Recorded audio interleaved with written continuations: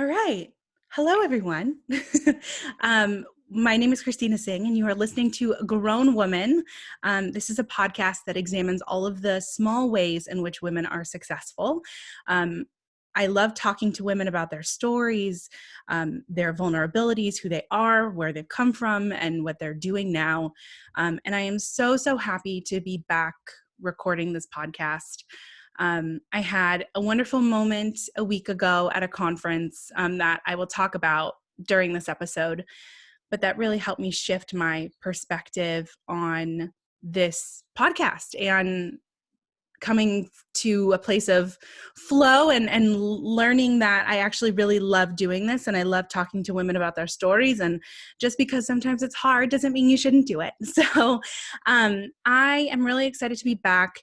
And the first person I thought of to interview during this time was my dear friend Stephanie Virchaux.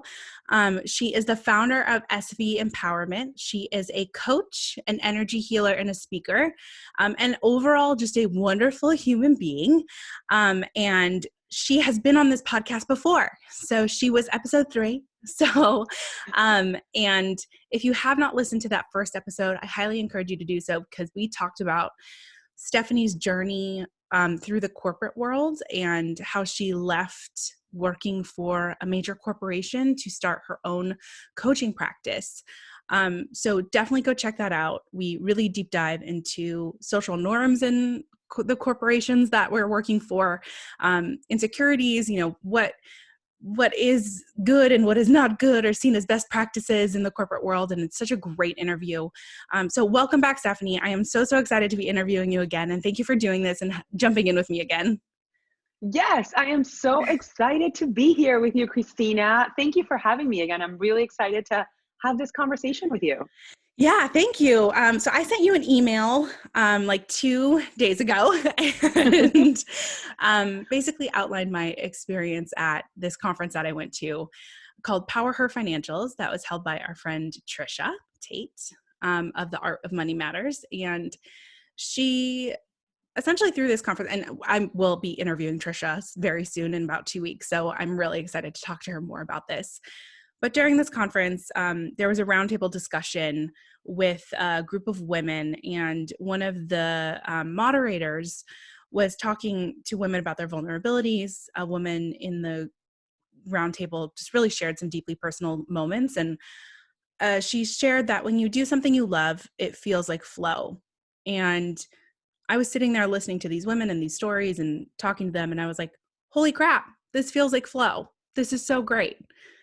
This is what I want to be doing. So we're back, and I outlined that story in an email to Stephanie because I knew I could share that with her.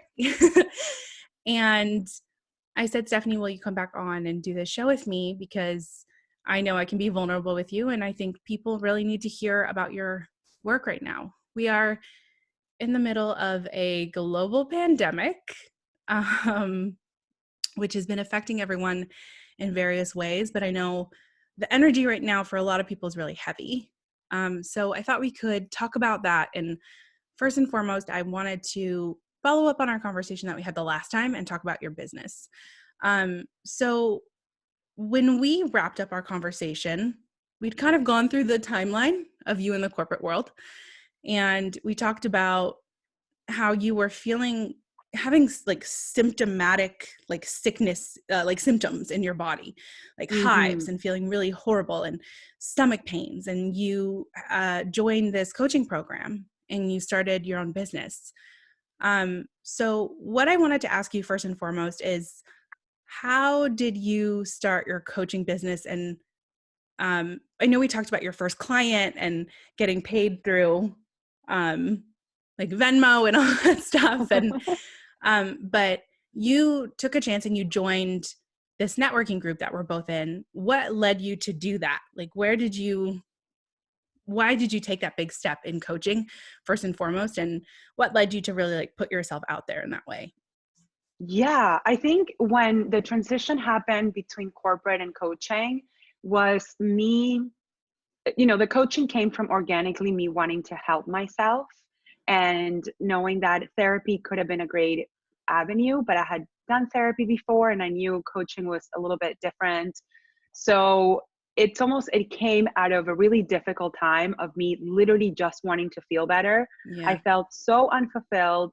And when just like something is not working out and you're shoving it and pushing it and controlling it, and you're like, this has to work out. And that's what the last few years in corporate felt like. So coaching came out of like, all right, clearly this is not working out. I have no idea what I want to do with my life. Let me find self-help and we'll see what happens in the process. So that's Yeah. how coaching came about. It wasn't necessarily a planned path. It was more organically, I was led to that because of my own discomfort. Yeah, I mean, I think a lot of people who might listen to this can relate to that, especially right now. I think a lot of people are being faced with, um, am I happy doing what I've been doing? Hmm. Is this the time for me to pivot to being more creative or doing something different? What are some of the biggest things you've learned in your years of coaching from just starting until now? Because I know you've launched so many different programs and workshops and worked on your speaking, you've been interviewed, all of these things. So what's the biggest thing that you've taken away from this process so far? Well, I think the biggest thing to talk about quickly, what you said at the beginning, that people aren't happy during everything that's going on now. I think that I always say in that it's like, don't give up, because my solution, my answer, my purpose, my mission came because I was so persistent on like, there has to be a better way to live. And I think right now people are having more time, which they haven't had in a really long time. Yeah. So the two main things that I've heard in the past couple months since this pandemic is, um, do I want to continue doing this with my life? Like, I've known for a while that I've been unhappy. And now I realize like I'm actually really unhappy, but I don't know how to go about it. So in those moments of like, what's going on with my life right now? And I can't avoid it. Like, I can't say I'm too busy, because that doesn't exist, right? Like, Right. mm. So I think in those moments, it's like, okay, well, what makes you happy? What brings you joy in this moment? Maybe what brings you joy is reading or cooking or art. And if you're asking yourself, well, that has nothing to do with making money, right? But in that process of you discovering your joy, that's in that process that you're going to get the idea, the thought, the guidance on what to do next. So for me, when I was super unhappy and I was like, all I've done was marketing, like, I don't know what I'm going to do. Coaching brought me happiness. And I never in a million years thought that I was going to open up my own coaching business. So for Mm, in that minute, I was just looking to feel better. And this program was a way for me to feel better. It gave me hope, inspiration, joy, self-help. And in that process is what I realized, like, oh, this is what I'm meant to do. I So think it's probably that's, never going to be a good moment, but it's like, yeah. continue persisting on what brings me happiness right now in this moment. I think that is so powerful. Do something you want to do that will bring joy into your life, because you have no idea where that will lead you. I think it's Yes. so powerful that you are like, I'm unhappy. What can I do to bring joy into my life? And I think it's so great that you just said, never in a million years did I think I would be opening up my own coaching practice or Mm-mm. just doing something to make yourself feel better. Mm-hmm. And I think so many people can relate to that right now in this situation. Um, can you talk about what you're hearing right now? Obviously confidentiality and everything, but right now from Of your course. clients during this period and like kind of the overarching themes that you're hearing right now, while people are struggling to find joy in these moments? Yeah, I think that the two main things is people, the decisions that they've been avoiding for a long time, they're having to face it, right? Hmm. So it's like, you know what?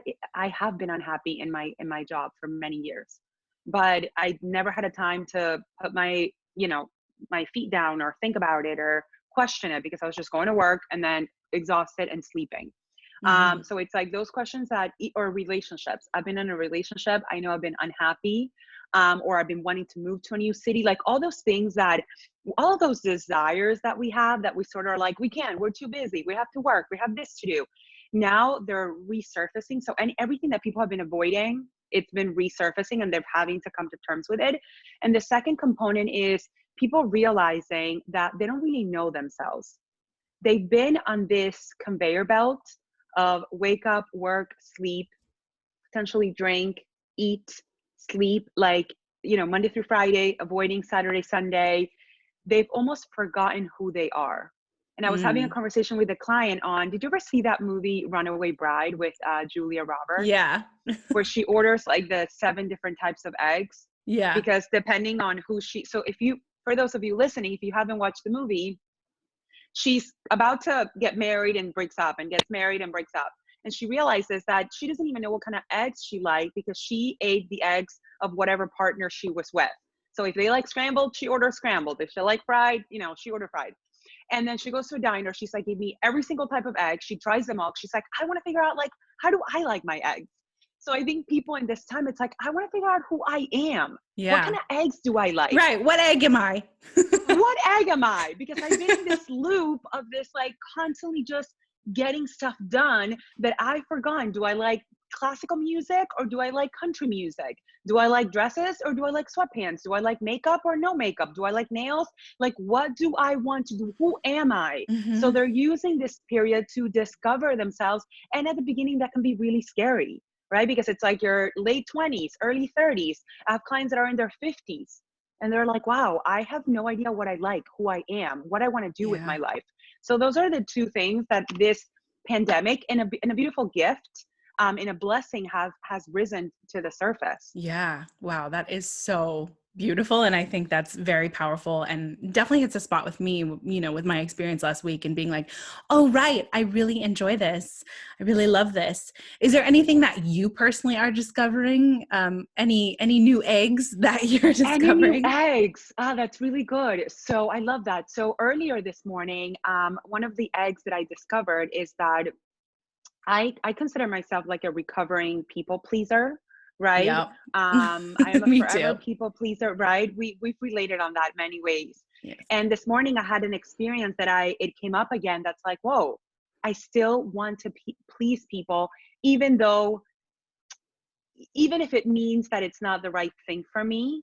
So I think Mhm. something that I'm discovering about myself, it's the people pleasing journey, the recovery of being a people pleaser is probably a forever journey. And it's always important for me to keep myself in check, because even though when I don't please somebody, it's really uncomfortable, but stay anchored, right? Like, if I'm in within integrity, and if I'm doing the right thing and I'm coming from the right place, even if it's not gonna please somebody else, it's okay.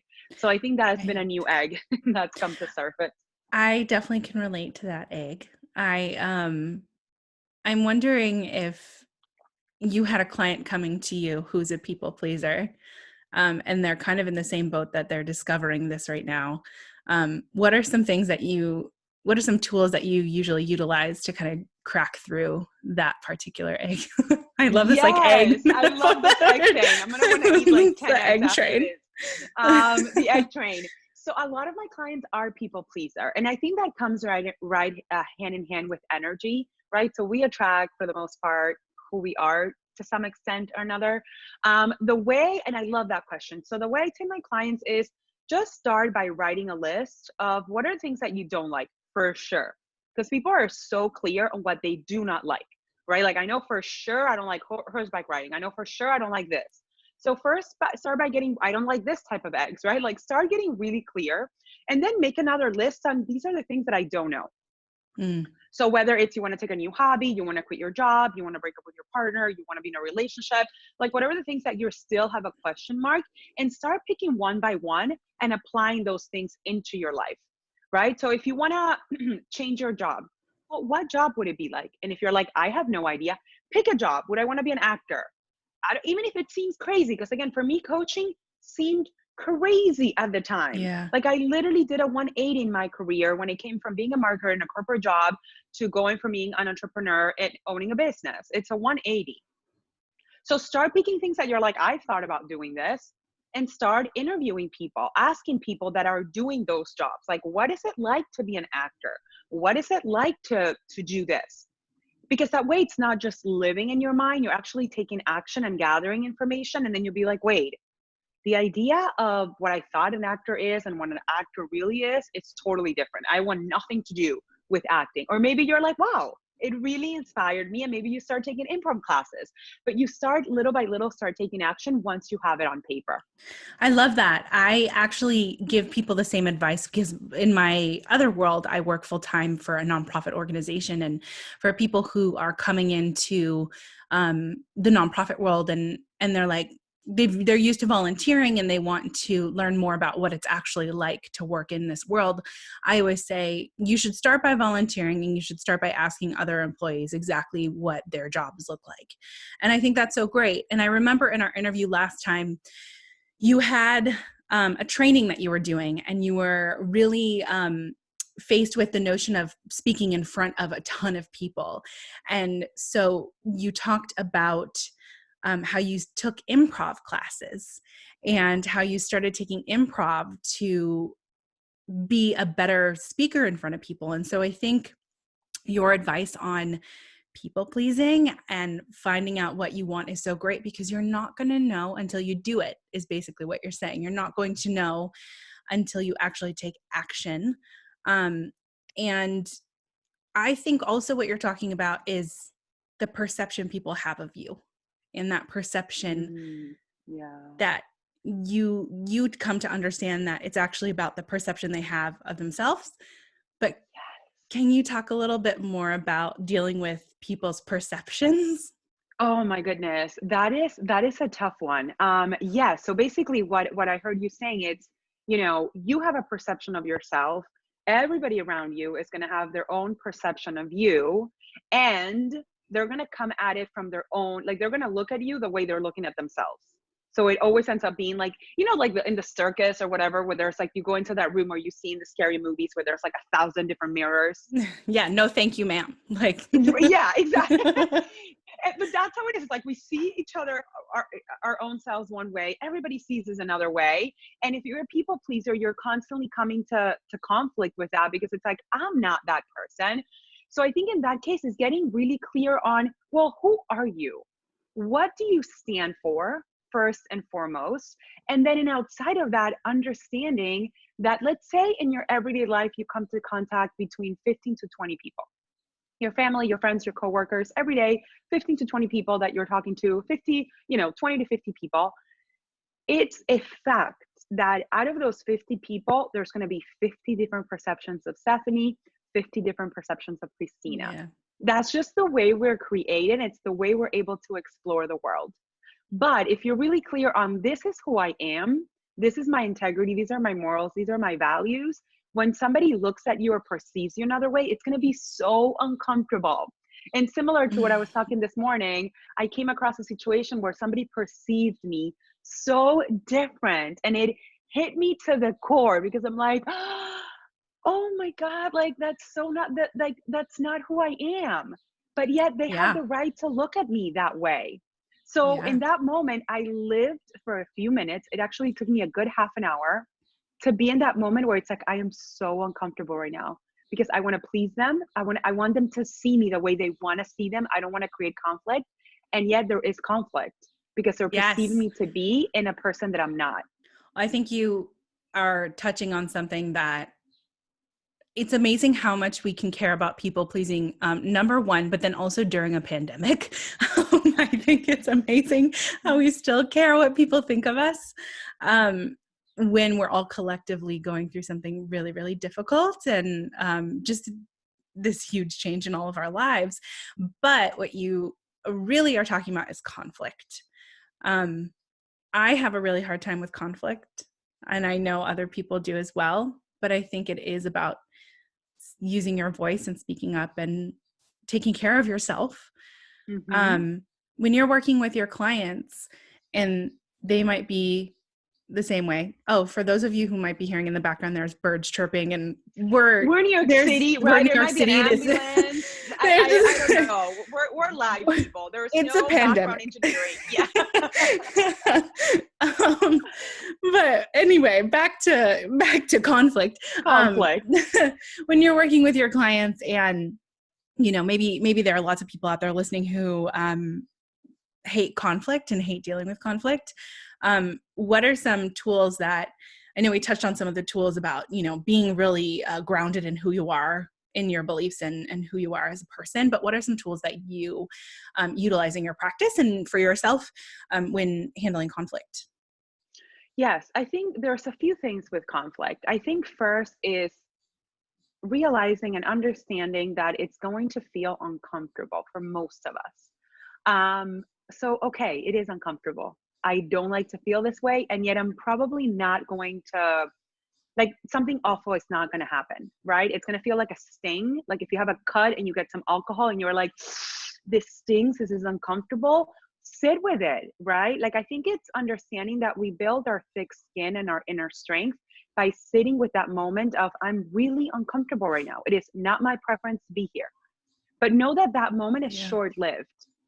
So this morning, it felt like half an hour. That felt like 3 hours where I'm like, I am so Yeah, I uncomfortable mean, just because to be totally transparent, when we first got on the Zoom, Stephanie was like, I'm on fire. And it's like, I love that though, because you're living in that. I am living in that. I'm like, I'm not going to numb it. I'm not going to pretend it's not here. I'm not going to try to like eat something or drink something. It's like, so a lot of times, if I don't know if you're going to post the video, but what I'm Yeah, I doing will. is like, I'm shaking my hand. So a lot of times with that energy, it's like, you literally want to shake it out of your system. So Mm-hmm. it's like, it's uncomfortable. I'm going to shake it, let it out. Otherwise it begins to build in your own body.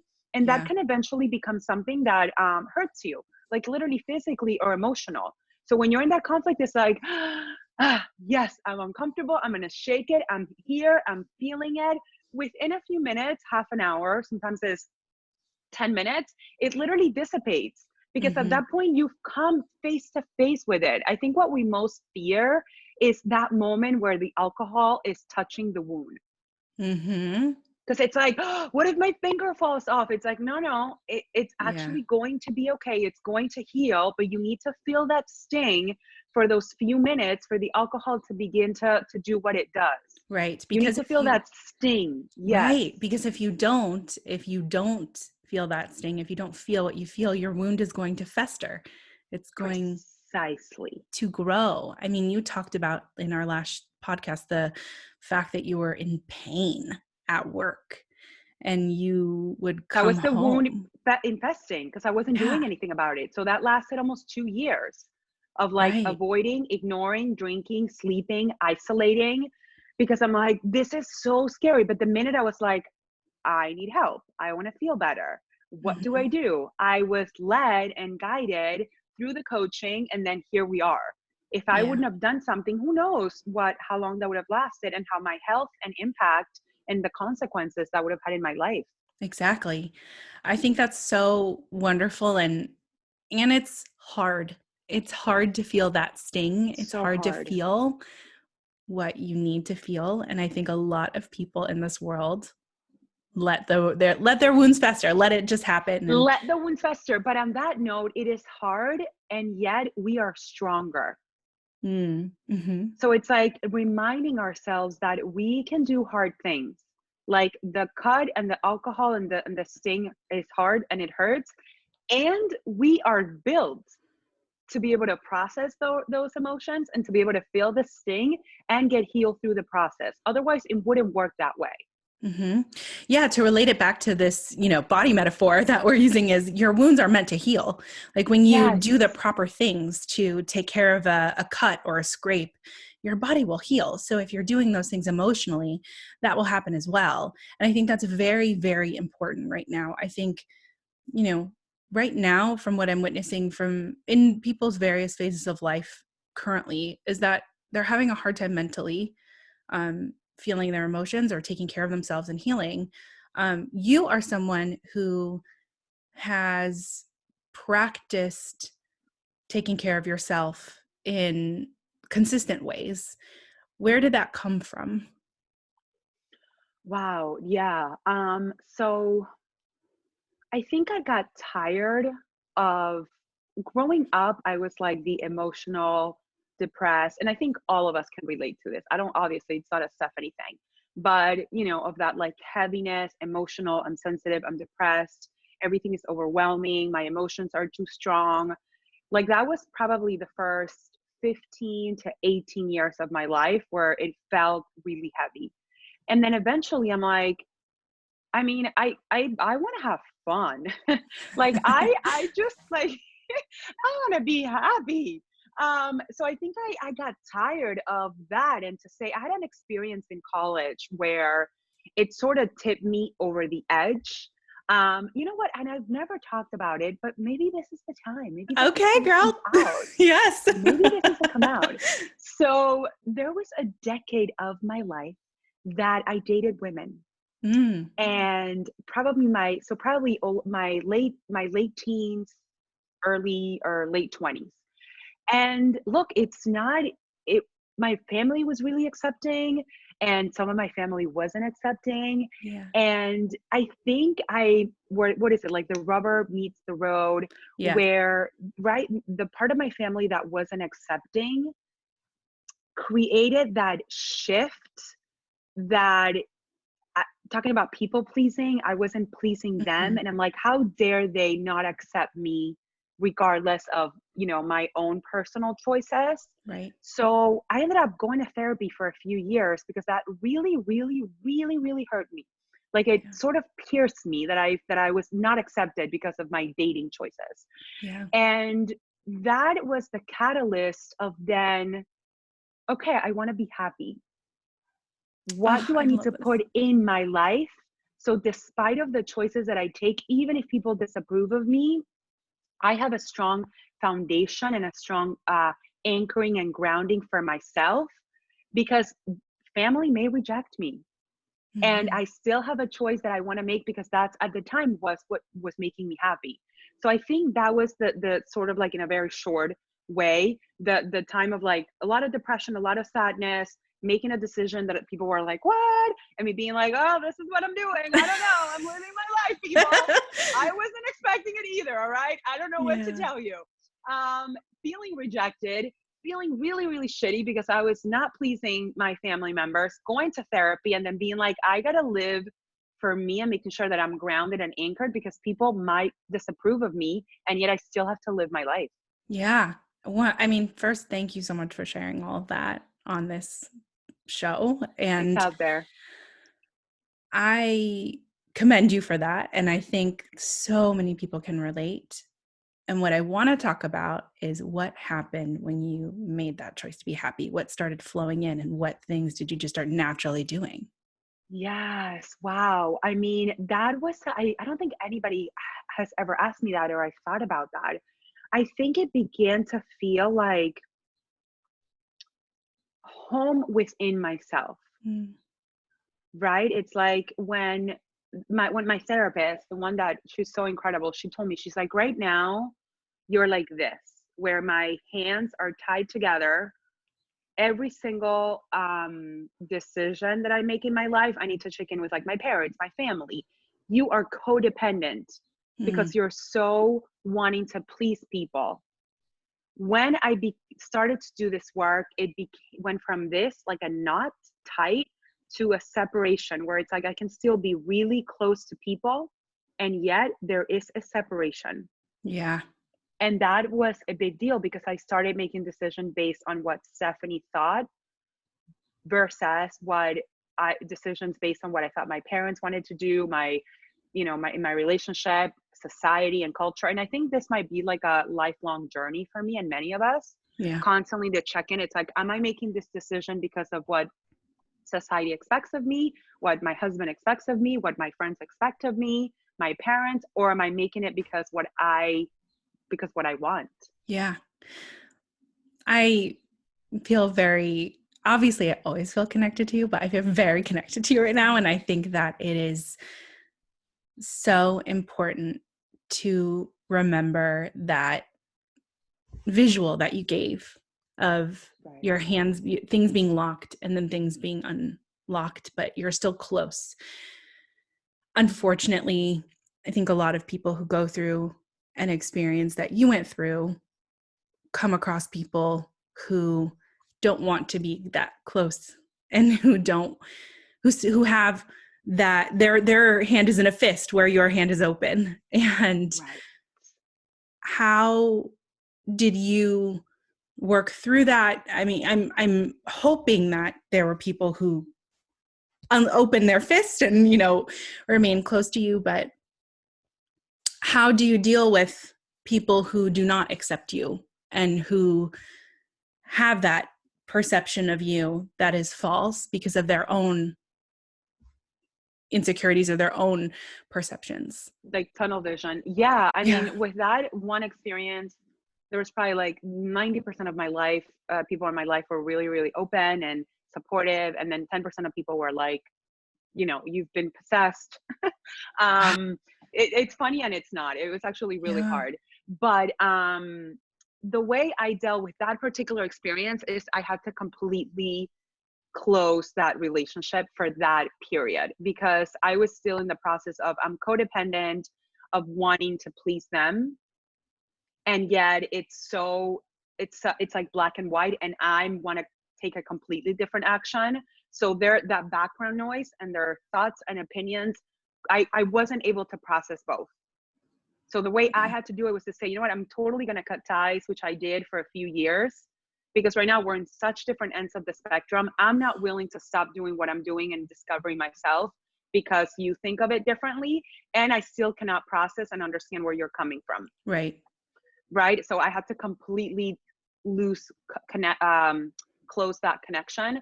I think for people right now, if they're not able to do that, or like, I don't want to stop talking to my mom, or I can't stop talking to my parents, or, I can't deal with that. It's to say, okay, then what are the things that you feel the need to share? Because you want their opinion, you want their validation, Mm-hmm. you want to hear what they have to say. And what are the things that to say, you know what, I want to hear, and yet I need to experience it on my own.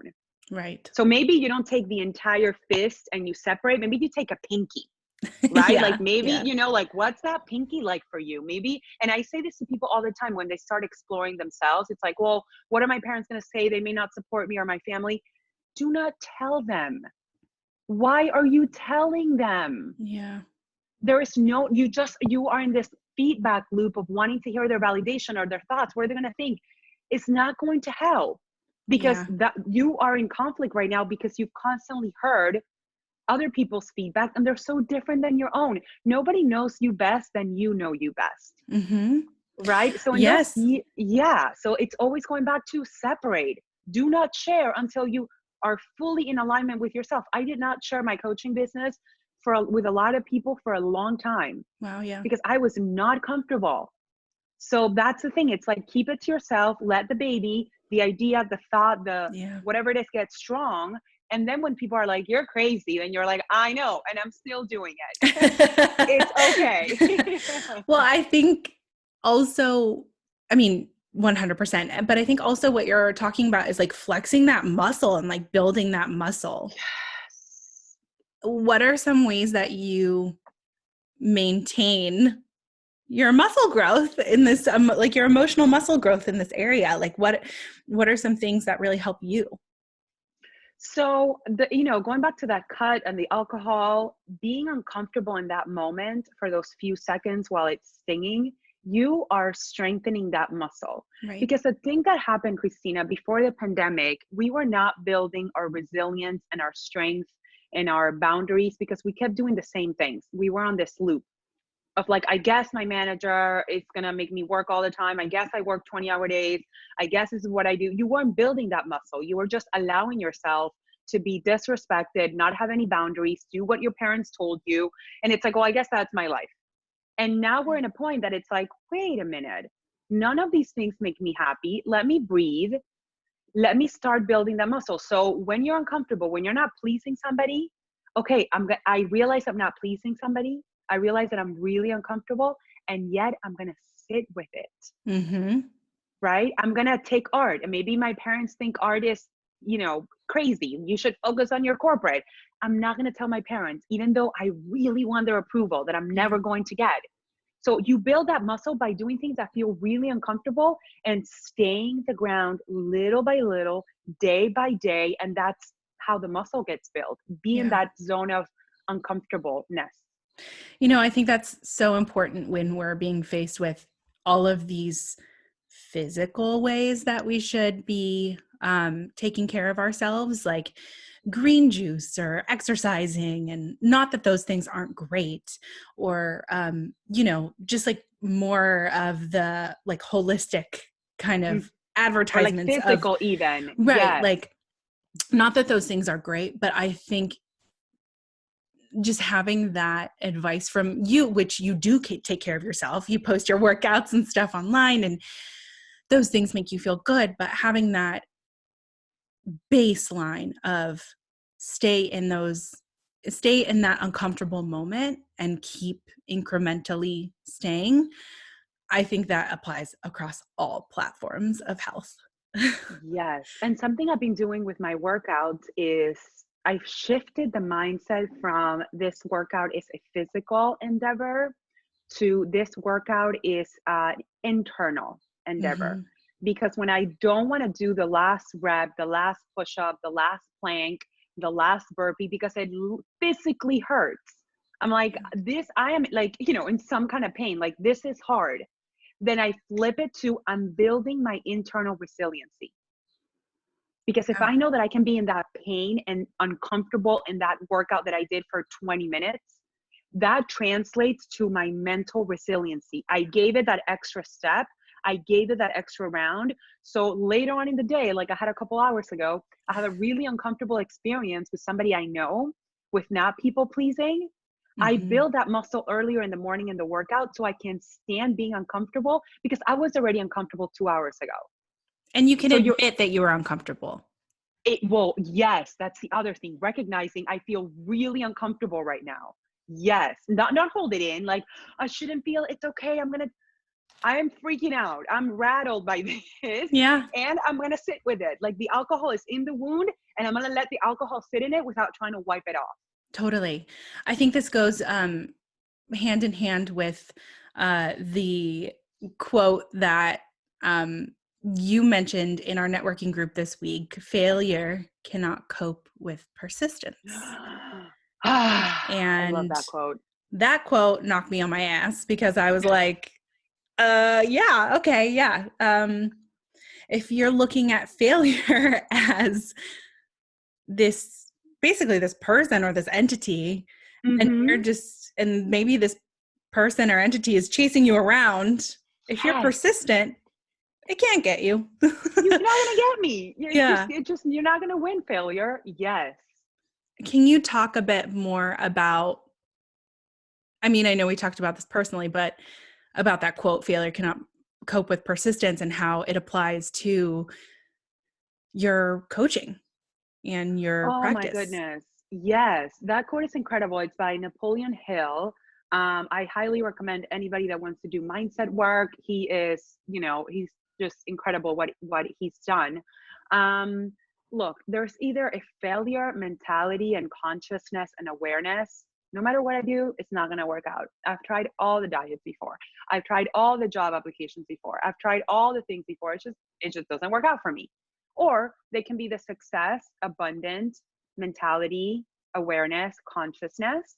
So when I bring that to my business, every client that I work out, I don't ever look at my clients like they're broken, something's wrong with them, they can't do it. That's doing them a disservice, Mm-hmm. right? I already coming in with saying they just have to keep persisting in whichever way. There's another window, there's another door to come at through this challenge. We just haven't figured out what it is yet. We've tried that window and that door and that window, Yeah. that other door. So now we're going to try that one because that one we've never knocked on that window and see how it is. Yeah. So if you're persistent enough in whichever area in your life, whether it's again like health or physical or mental, or you still haven't figured out what your purpose is, keep knocking because eventually the answer will come. Yeah. Failure, this entity is going to be like, I'm exhausted. Like, fine, go at it. You win.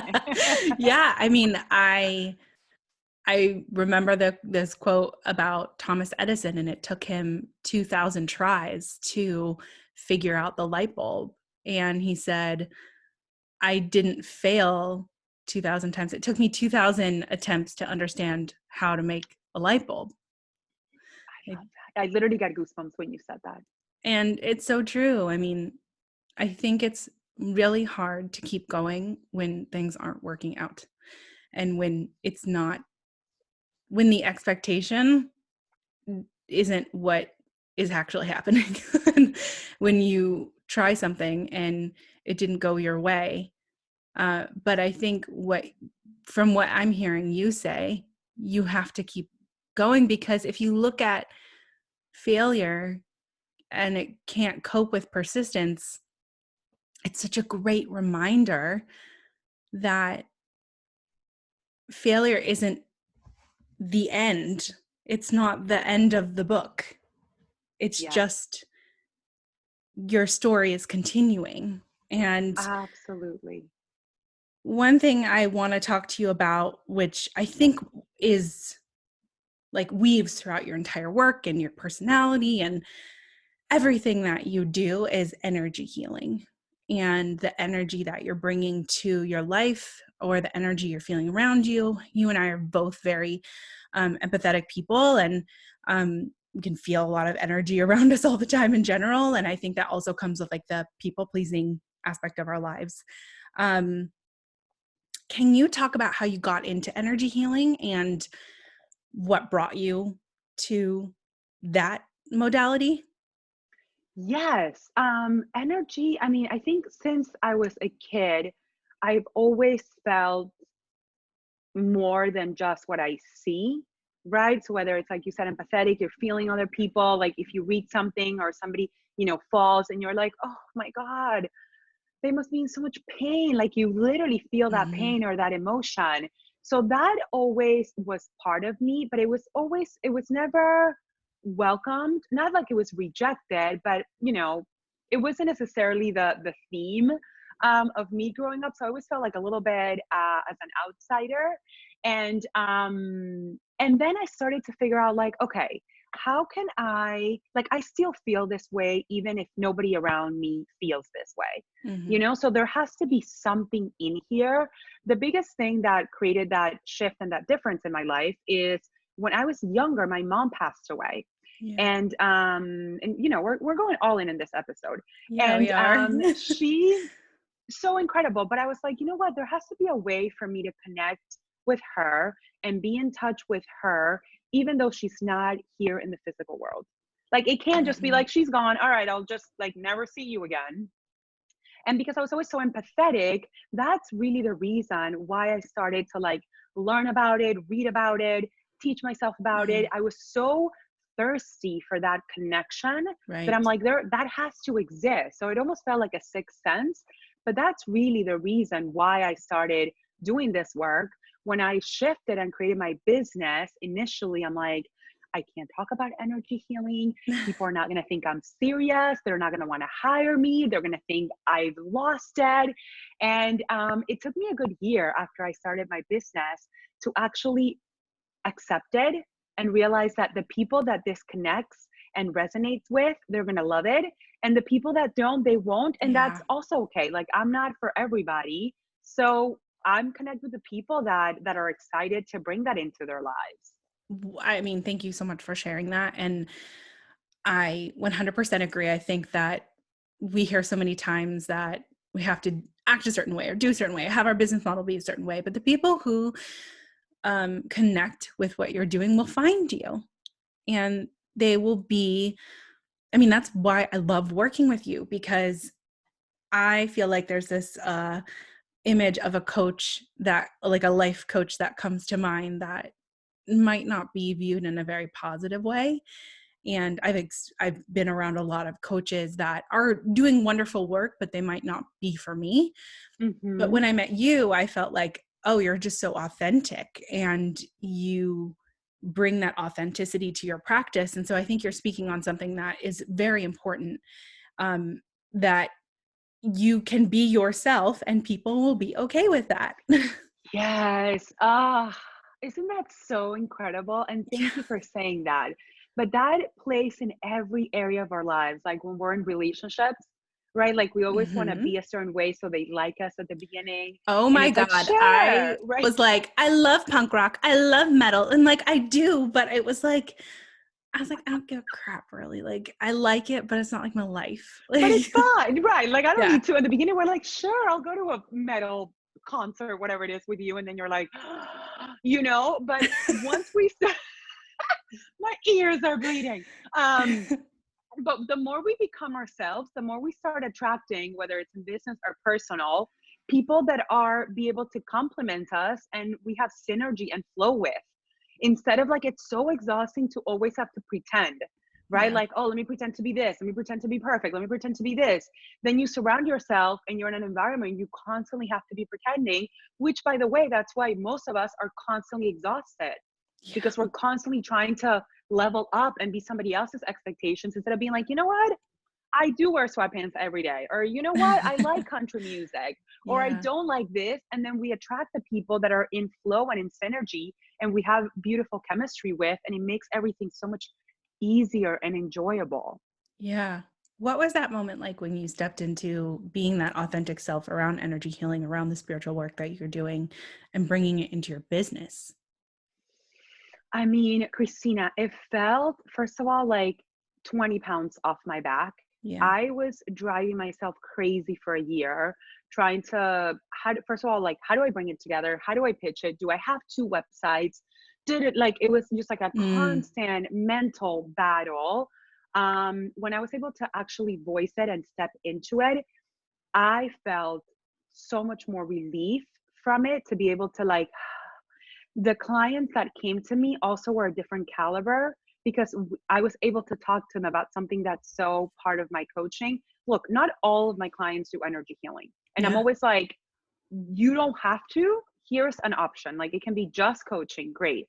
The ones that have never done it before and I let them like taste it, they're always like, can we do that energy healing thing today?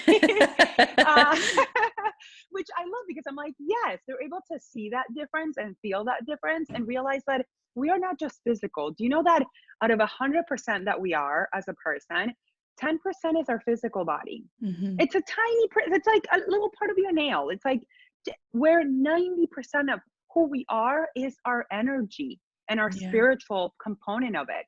So it's like when you tap into that in which you are made of, then you're like, oh, I get it. And that's also part of my mission. Like, how do we begin to, what's the word I'm looking for? Debunk the Yeah. energy healing that's not like this, dark, witchy, black magic thing that we do in the middle of the forest, where it's like, right? Like, any of us can do it. Any of us have the ability. How do we debunk it so everybody has access to it? I don't Mhm. have any more special powers than anybody. I've just have tapped into it. So now it's second nature. Yeah, can you talk about what exactly you're tapping into? Like, what exactly is energy healing? And I know you do angel readings and things like this. Like, what exactly are you talking about? I love that question. Yeah. So if we make it in a tangible way, first of all, really quieting the mind, and, and this comes with practice. It's like you get to quiet the mind, and I actually get to feel the energy around us goes out to almost 20 feet outside our bodies, right? So it's literally, um if you're boiling a pot of water and you put your finger on it, once it gets hot, you feel it's hot versus it's cold. So it's almost like I'm sticking my finger into that pot of energy of water that you're constantly surrounded with, Mhm. and then you're able to bring the universal intelligence, the energy that created worlds, that created mountains, that created trees, that created literally the world. There is an energy that's always around us.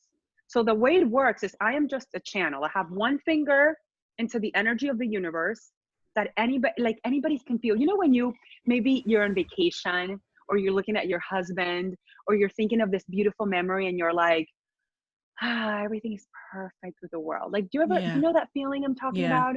That's the energy of the universe. So with one finger, I'm tapping into that energy that's limitless, that's joyful, that's loving, that's all the beauty. With the other finger, I'm tapping into the energy of the person. And then I'm just a channel that's a conduit from one energy to the other. So that Mhm. way, this person that's totally depleted of the energy of the world can feel like resapped, like they've replugged into the energy of the world, and they begin to feel better, because that's the energy in which we are all created by. Does that make sense? Did I kind of Yeah. just lose you? Did I make it? I want to make sure that No, that's like the best way I can I'm explain here. it. I think that's great. And can you talk about, on top of that, the spiritual work that you do around like angel readings and things like that? Angel readings is so beautiful. So angel readings also started because of my mom, of like, she's my angel, my guardian angel. And I'm like, how do I connect? How do I talk to her? Like, even though I can't see her face, I can feel her. So it just started it on my own. Then I would do it with friends and family, and I was very much in the spiritual closet, because I just thought people were gonna think it was so weird. And little by little, I started just being more open about it, right? Like, maybe I'll start sharing it with these kind of like my corporate friends that I would never talk with Mm-hmm. about it. And maybe they want to talk to the people that have passed away in their lives. Maybe they want to Yeah. connect with their loved ones. So a lot of times what I do is either people that have loved ones that have passed and they want to get messages from them, or the other way is we all have angels. We all have these amazing group of cheerleaders on the other side that are with us all of the time, and they're guarding us, they're protecting us, they're making sure that it's like, okay, we're good, Mm-hmm. right? So with angel readings, you're literally able to tap into your angels and be like, listen, I need some guidance. I need some clarity. So the one thing I would say about angels, if we never have a reading together, anybody can talk to their angels. But the one thing I will say is you have to be very open, because angels are so respectful of your willpower and who you are.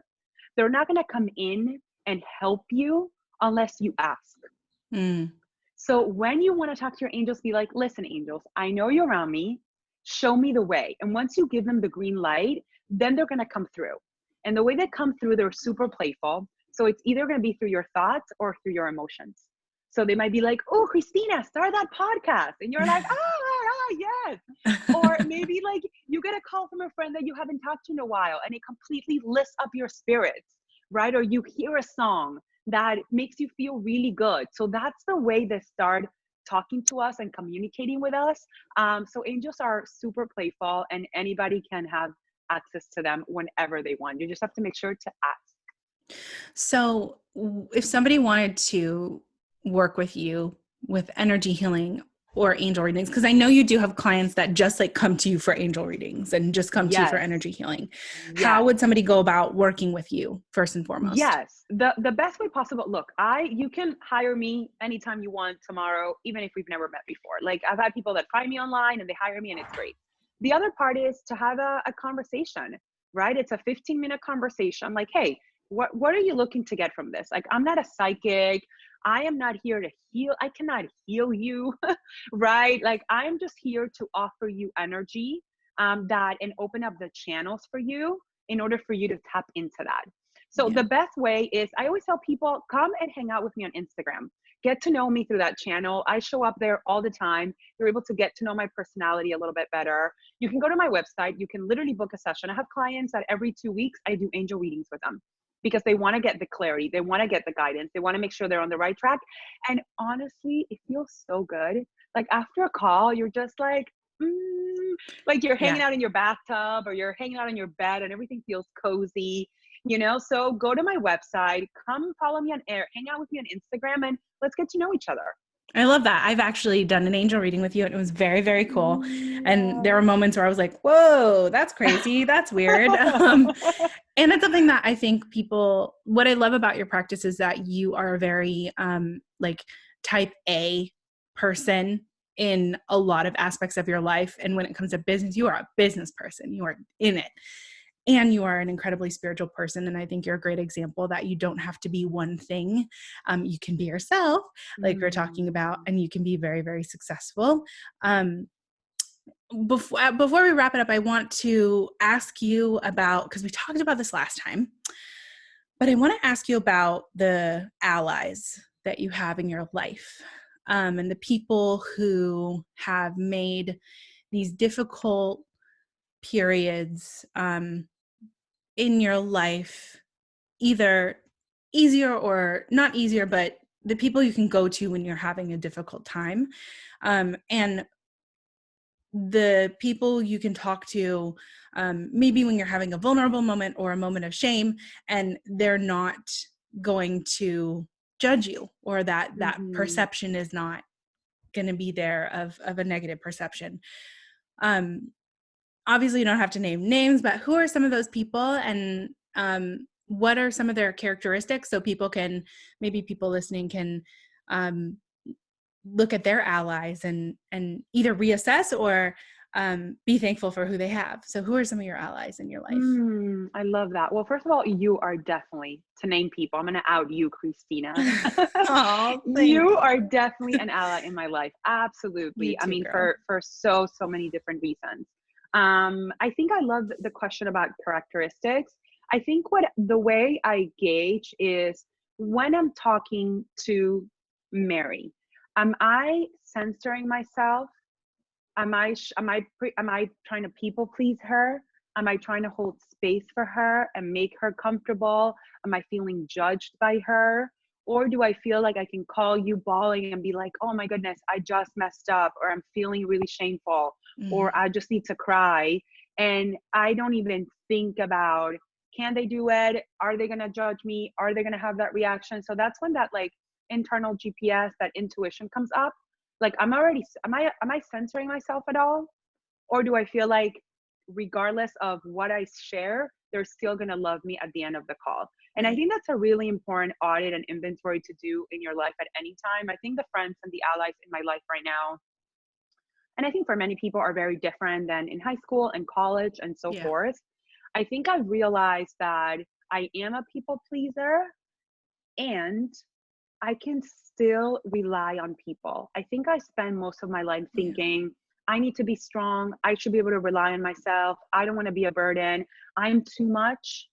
Right. And then when I actually open up the door to say, yeah, but they're also strong enough, they can hold my problems. Right. I am not too much. If I hold it in, that wound that we're talking about earlier is going to get infected. Versus if I open the door and if I share it, we're able to hold each other in the process. So I think most importantly is, do I feel judged by them? Do I feel that I'm censoring myself? And I think when either of those come to play, don't blame them. Think about you. Why am I censoring with this person? And then you reassess, is it them? They are very judgmental. Or is it me holding back? Right. And I think that's something that is a lifetime journey, like you said. Um, Absolutely.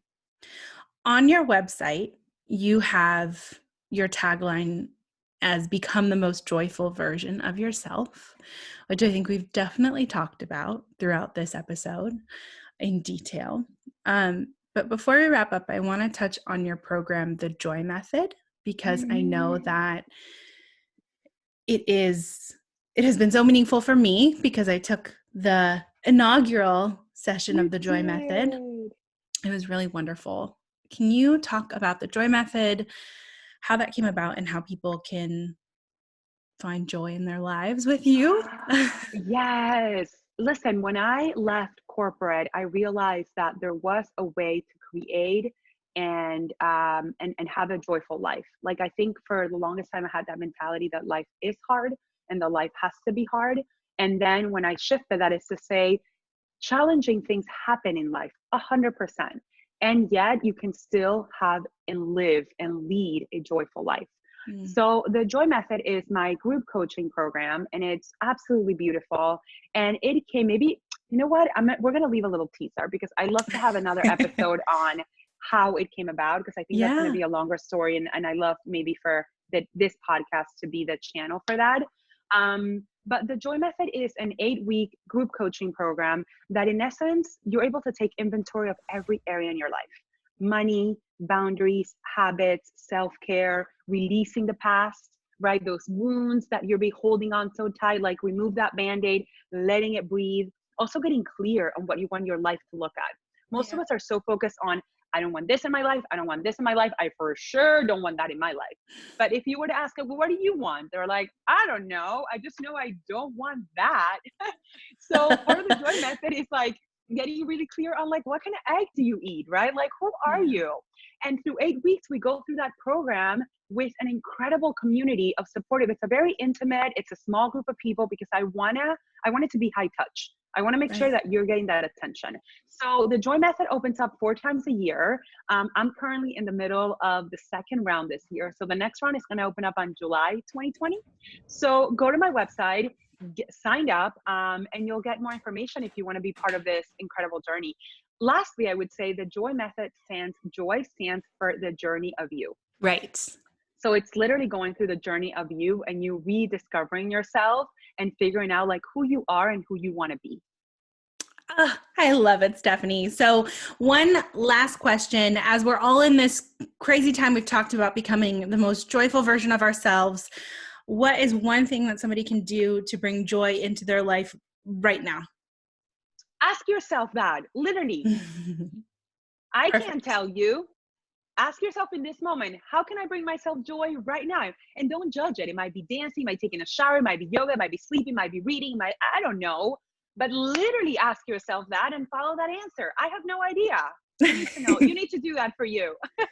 Amen. Stephanie, I just love you.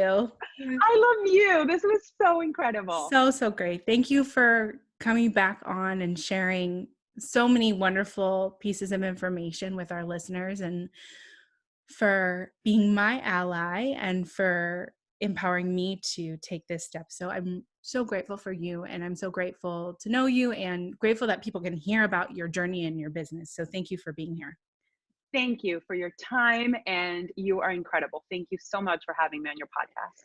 Thank you. And if you want to find Stephanie, you can go to her website. It'll be in the description. But what is your website really quickly? Yes, it's Stephanie Virchaux. It's not going to be easy, so go to the description, figure out. And, and my Instagram, my handle is the same one, at Stephanie Virchaux. So check it out in that description and come hang out. Perfect. And if you want to follow us on Instagram, we are at Grown Woman Pod, and we'll be linking Stephanie's information on our Instagram as well. Thank you again, Stephanie. Thank you, Christina.